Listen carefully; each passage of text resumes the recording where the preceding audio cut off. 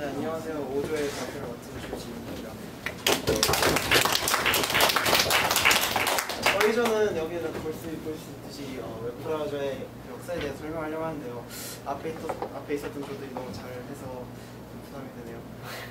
저희는 앞에 있었던 조들은 뭐 크롬이나 익스플로러나 파이어폭스나 뭐 오페라 등 그런 여러 가지 웹브라우저의 장점, 기능 이런 걸 설명했는데 저희는 그런 것보다는 이런 웹브라우저들이 어떻게 개발되었고 또 어떻게 개발되고 사용화되었고 또는 실패하거나 성공한 사례들을 좀 설명해드리려고 먼저 큰 그림을 보시면 그냥 이렇게 점유율들을 이제 시대별로 볼 수 있는데요.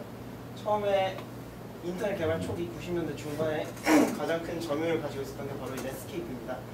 넷스케이프는 95년에 처음 개발된 세계 최초의 상용 웹브라우저로서 인터넷 벤처 운영 주력이었습니다. 그리고 이 넷스케이프 옆에 있는 이 빨간 선이 오페라인데요. 오페라는 나중에 더 자세히 얘기를 하겠지만 노르웨이 오슬로의 오페라 소프트웨어에서 처음으로 제작하였고 현재 지금 전 세계적으로 3억 명이 사용하고 있으며 웹브라우저 시장이 약 1.6%를 차지하는 마이너 웹브라우저입니다.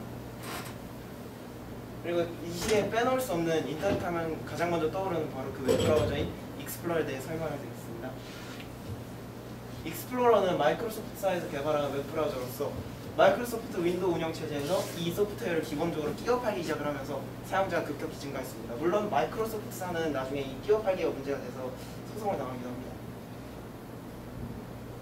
네, 그리고 2000년대 초로 들어가면서 이제 시장의 판도가 많이 바뀌죠. 익스플로러가 이제 점유율을 좀 높이기 시작하면서 넷스케이프는 말라 삐뚤어져 갑니다. 여기 오페라는 그냥 쭉 빨간 선이고요. 네, 왜 그랬을까요? 왜 넷스케이프는 죽었고 익스플로러는 왜 살았을까요? 그 이유를 얘기를 해보자면 우선 부적절한 타이밍과 불안한 시도라고 할 수 있습니다. 4.0에서 6.0 버전 사이에 새로운 코드를 아예 처음부터 만들기 시작했는데요. 이 결과로 결국 5.0, 버전 5.0은 아예 선보이지도 못했습니다. 6.0이 나오기까지 3년을 소요했고 결국 시장 점유율은 곤두박쳤습니다. 이에 반해서 마이크로소프트는 매우 영악한 접근을 했는데 제가 아까 말씀드렸던 그 끼워 팔기 있잖아요. 그 마이크로소프트사는 인터넷 익스플로러를 자사의 운영체제에서 번들로 묶어서 무료로 제공하기 시작했는데 2년 후 마이크로소프트사는 점유율 49%를 기록을 하면서 넷스케이프의 46%를 앞서면서 선도적인 브라우저 공급 업체로서 넷스케이프 자리를 대신하기 시작합니다. 네, 이제 이 시기부터 이제 파이어폭스가 생기기 시작하는데요. 파이어폭스는 2002년에 처음으로 개발되기 시작합니다. 모질라 프로젝트에 의해서 개발됐는데요. 2004년에 1.0 버전이 무료로 발표됐고 2005년까지 다운로드 2,500만 회를 기록했으며 45.7MB의 작은 설치 파일 크기, 탭 브라우징과 팝업 차단, 다운로드 관리자 기능을 기본으로 제공하고 또한 빠른 속도, 보안, 사용자 프라이버시 보호 등 여러 가지 기능과 그런 뛰어난 성능으로 마니아층에서 큰 인기를 끌었습니다. 그리고 빼놓을 수 없는 게 바로 이 사파리인데요. 사파리는 2003년에 스티브 잡스에 의해서 애플 웹 브라우저로 스티브 잡스가 발표한 샌프란시스코 맥월드에서 발표했습니다.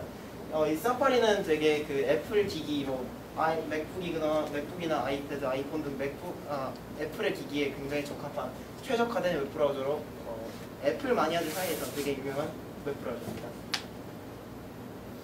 그리고 여기서 이제 넷스케이프는 말라 삐뚤어가다 죽었고요. 그 자리에 이제 크롬에 대신하게 됩니다.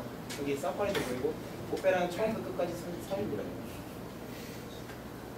네, 넷스케이프는 점유율이 계속 지속적으로 떨어져서 결국 프로젝트는 끝을 보이기 시작하고요. 구글 크롬은 2008년 처음 공개되었는데 25개의 코드 라이브러리를 모아 총 25개의 업데이트 버전이 존재합니다. 이 업데이트 버전 기간이 굉장히 짧은 걸로 유명한데 어떤 때는 거의 한 달 간격으로 계속 한 5개의 업데이트가 계속되는 등 업데이트가 굉장히 빠른 걸로 알려져 있습니다. 그리고 이제 뒷부분을 보기 시작하면서 이제 익스플로러가 점점 줄어들고 그 자리를 파이어폭스나 크롬, 여러 가지 다른 웹브라우저의 자리를 차지하는 걸 알 수 있는데요. 하지만 우리나라 시장에서는 아직도 익스플로러가 초강세입니다. 그 이유는 무엇일까요? 감소 추세임에도 아직 우리나라에서 인터넷 익스플로러 점유율이 큰 이유는 여기 크게 4가지가 있습니다. 정부 기관의 인터넷 뱅킹, 쇼핑 서비스 이용, 즉 액티브엑스라고 하죠. 그걸 우리나라에서 가장 많이 사용하고 있기 때문에 아직도 익스플로러가 많이 사용되고 있고 또 이 K디스크나 아이디스크 등 P2P 사이트에서 아직도 크롬이나 다른 데서는 다운로드 안 되는 경우가 있어요.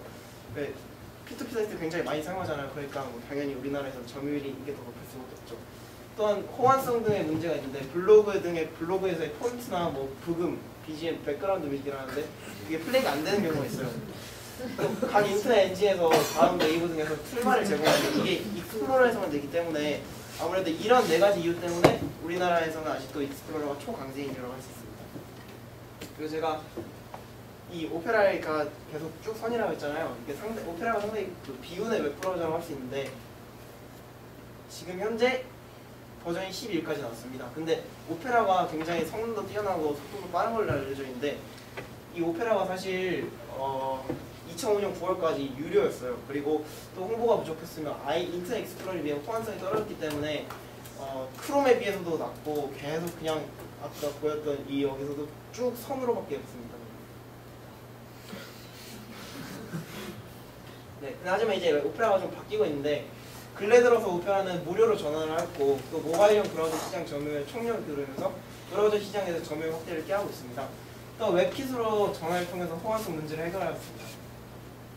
우리 웹킷이 뭐냐면 그러니까 웹브라우저 엔진이라고 부르는데 아주 핵심적인 웹브라우저 소프트웨어의 아주 핵심적인 부분이 있어요. 그 부분이 몇 개로 나눠져 있어. 겟코, 뭐 웹킷, 트라이던트 뭐 이렇게 나눠져 있다고. I는 트라이던트, 뭐 이런, 파이어폭스는 뭐 겟코 뭐 이런 식으로 나눠져 있는데 아주 핵심적인 역할을 담당하는 부분을 엔진이라고 그게 그 얘기인 것 같아요. 지금까지 1994년부터 2011년까지 웹브라우저 역사를 들으셨고요. 또 뭐 친구들이 자세히 설명해 준 덕분에 그 브라우저의 전체적인 역사 흐름을 바탕으로 이해하시는 데 도움이 되셨기를 바랍니다. 지금까지 오조의 발표였습니다.